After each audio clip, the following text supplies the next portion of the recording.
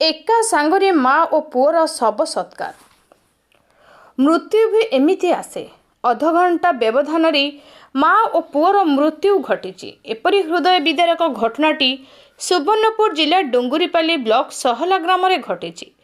सूचना अनुजाई सहला ग्रामर व्यवसायी रमेश बारिक बयस 53 सकाळ 5:30 रे आकस्मिक भावे मृत्यु घटी बेले अधघंटा न पुरुणु तांको माता विलास बारिक बयस 76 मध्य आखि बुझीथिले।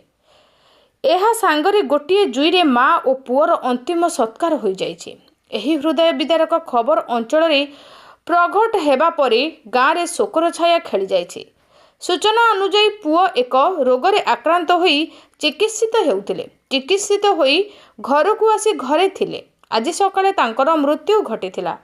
एही खबर तांको माँ जानिबार आधा घंटा परे माँर भी आकस्मिक भावे जीवन चली जाइथिला। एही दुखद खबर गाँव रे प्रगट हेबा परे सहला ग्राम रे शोककूल परिवेश खेली जाइछि। माँ पुओ दुहींक शव को एका सांगरे जलिथिला। परिवार लोक और ग्रामवासी उपस्थिति रे तांको नाती मुखाग्नि देथिला।